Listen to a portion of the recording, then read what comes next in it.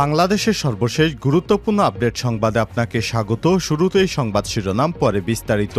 শুরুতেই জানিয়ে দিব, ভারতীয় স্বরাষ্ট্রমন্ত্রীর মন্তব্যের তীব্র প্রতিবাদ জানালো বাংলাদেশ। বাংলাদেশি অনুপ্রবেশকারীদের উল্টো করে ঝুলিয়ে রেখে সোজা করবে বিজেপি সরকার। ভারতের স্বরাষ্ট্রমন্ত্রী অমিত শাহের এমন মন্তব্যের তীব্র প্রতিবাদ জানিয়েছে বাংলাদেশ।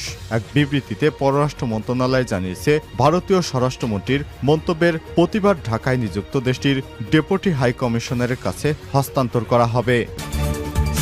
এরপর জানিয়ে দেব, জনগণের নির্বাচিত সরকার ছাড়া দেশের উন্নয়ন সম্ভব নয় বললেন বিএনপির ভারপ্রাপ্ত চেয়ারম্যান তারেক রহমান।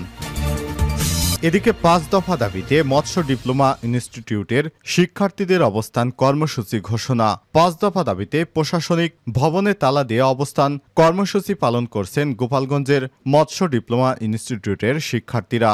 আজ দুপুরে মৎস্য গোপালগঞ্জ ডিপ্লোমা ইনস্টিটিউটের প্রশাসনিক ভবনের সামনে অবস্থান নেন তারা।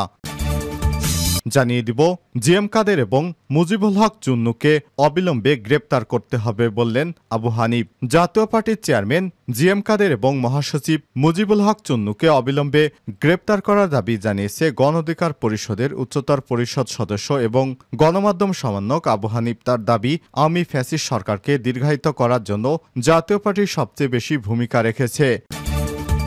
এবারে জানাবো, পাহাড়ে অশান্তির বীজ উপড়ে ফেলতে হবে বললেন চরমোনাই পীর। ইসলামী আন্দোলন বাংলাদেশের আমির মুফতি সৈয়দ মোহাম্মদ রেজাউল করিম চরমোনাই পীর বলেছেন, পাহাড়ে অশান্তির বীজ উপড়ে ফেলতে হবে। আমাদের মাতৃভূমি বাংলাদেশকে নিয়ে গভীর ষড়যন্ত্র চলছে। পতিত সরকার প্রতিবেশী দেশ মিলে দেশের স্বাধীনতা সার্বভৌমত্ব নিয়ে চক্রান্ত করছে। আজ বিকেলে রাজধানীর পল্লবীস্থ হারুন মোল্লা ঈদগাহ মাঠে ইসলামী আন্দোলন বাংলাদেশ ঢাকা মহানগর উত্তরের পল্লবী থানা শাখার উদ্যোগে অনুষ্ঠিত গণসমাবেশে প্রধান অতিথির বক্তব্যে তিনি এসব কথা বলেন। এবং সর্বশেষ জানিয়ে দিব, লেবাননে ইসরায়েলি হামলায় নিহত ১০০।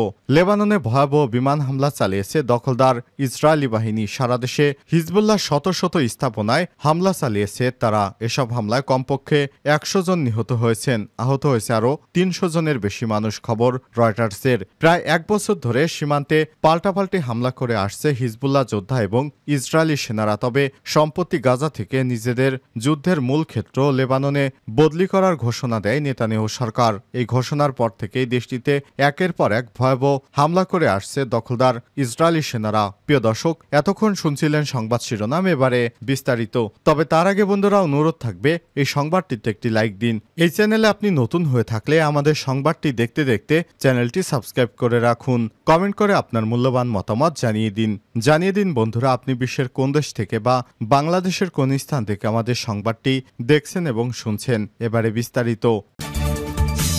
ভারতীয় স্বরাষ্ট্রমন্ত্রীর মন্তব্যের তীব্র প্রতিবাদ জানালো বাংলাদেশ। বাংলাদেশি অনুপ্রবেশকারীদের উল্টো করে ঝুলিয়ে রেখে সোজা করবে বিজেপি সরকার। ভারতের স্বরাষ্ট্রমন্ত্রী অমিত শাহের এমন মন্তব্যের তীব্র প্রতিবাদ জানিয়েছে বাংলাদেশ। এক বিবৃতিতে পররাষ্ট্র মন্ত্রণালয় জানিয়েছে, ভারতীয় স্বরাষ্ট্রমন্ত্রীর মন্তব্যের প্রতিবাদ ঢাকায় নিযুক্ত দেশটির ডেপুটি হাই কমিশনারের কাছে হস্তান্তর করা হয়েছে। সংবাদ বিজ্ঞপ্তিতে বলা হয়েছে, সম্প্রতি ভারতের ঝাড়খণ্ড সফরে গিয়ে ভারতের কেন্দ্রীয় স্বরাষ্ট্রমন্ত্রী অমিত শাহ বাংলাদেশি নাগরিকদের নিয়ে অত্যন্ত অশোভন মন্তব্য করেছেন। তার এমন বক্তব্যের কড়া প্রতিবাদ জানিয়েছে বাংলাদেশ। সোমবার ঢাকায় ভারতের ডেপুটি হাই কমিশনারের কাছে হস্তান্তর করা প্রতিবাদ নোটের মাধ্যমে পররাষ্ট্র মন্ত্রণালয় এসব কথা জানিয়েছে। ভারতের কেন্দ্রীয় স্বরাষ্ট্রমন্ত্রীর মন্তব্য নিয়ে অসন্তোষ প্রকাশ করেছে। একই সঙ্গে ভারত সরকারকে রাজনৈতিক নেতাদের এক ধরনের আপত্তিকর অগ্রহণযোগ্য কাজ করা থেকে বিরত থাকার পরামর্শের আহ্বান জানানো হয়েছে। পররাষ্ট্র মন্ত্রণালয়ের বিজ্ঞপ্তিতে উল্লেখ করা হয়েছে, প্রতিবেশী দেশের নাগরিকদের বিরুদ্ধে দায়িত্বশীল অবস্থান থেকে আসা এই ধরনের মন্তব্য দুটি বন্ধুত্বপূর্ণ দেশের মধ্যে পারস্পরিক শ্রদ্ধা এবং বোঝাপড়ার মনোভাবকে ক্ষুণ্ণ করেছে।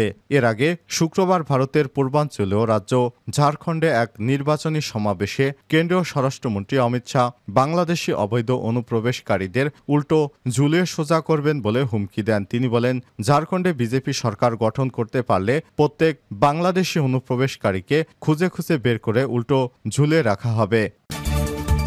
জনগণের নির্বাচিত সরকার ছাড়া দেশের উন্নয়ন সম্ভব নয়। তারেক রহমান।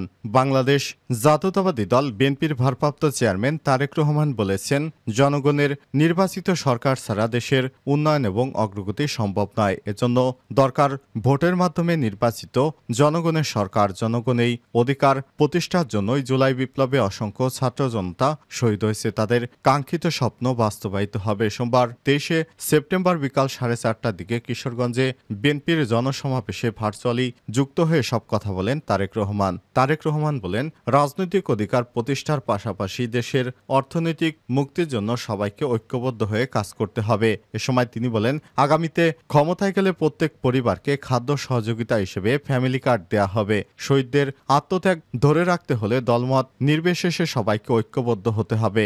দলমত নির্বিশেষে সবাইকে নিয়ে দেশের উন্নয়ন করতে হবে। তিনি আরো বলেন, ভবিষ্যতে বিএনপি সরকার গঠন করলে দেশের কতগুলো পরিবার আছে আমরা তা নির্দিষ্ট করব। আমরা রাষ্ট্রের পক্ষ থেকে একটি করে ফ্যামিলি কার্ড প্রত্যেকটি পরিবারকে করে দিব। এই ফ্যামিলি কার্ডটি হবে পরিবারের মায়ের অথবা গৃহিণীর নামে। এই কাজটি প্রথমে গ্রাম থেকে পরপর আস্তে আস্তে শহর, থানা, উপজেলা, জেলা পর্যায়ে করব। এই ফ্যামিলি কার্ডে একটি পরিবারের মাসিক প্রয়োজনীয় ভোগ্যপণ্যের কিছু অংশ এই কার্ডের মাধ্যমে পাওয়া যাবে। 5 দফা দাবিতে মৎস্য ডিপ্লোমা ইনস্টিটিউটের শিক্ষার্থীদের অবস্থান কর্মসূচি। 5 দফা দাবিতে প্রশাসনিক ভবনে তালা দিয়ে অবস্থান কর্মসূচি পালন করছেন গোপালগঞ্জের মৎস্য ডিপ্লোমা ইনস্টিটিউটের শিক্ষার্থীরা। সোমবার 23শে সেপ্টেম্বর দুপুরে মৎস্য গোপালগঞ্জ ডিপ্লোমা ইনস্টিটিউটের প্রশাসনিক ভবনের সামনে অবস্থান নেন তারা।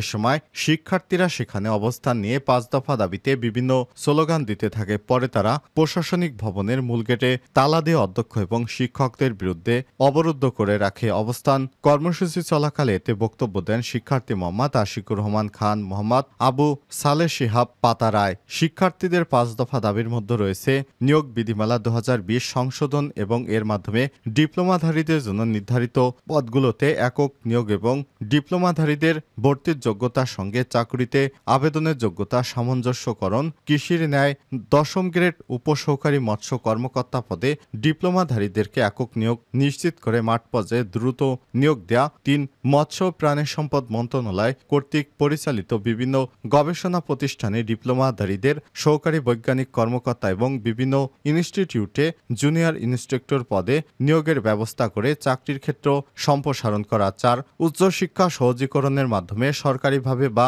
সরকারি সহায়তায় উক্ত বিষয়ে উচ্চশিক্ষার সুযোগ দেয়া। 5 মৎস্য অধিদপ্তরে মাঠ পর্যায়ে শূন্য পদে দ্রুত নিয়োগ প্রদান করে মৎস্য সেক্টরে উন্নয়নকে গতিশীল রাখা।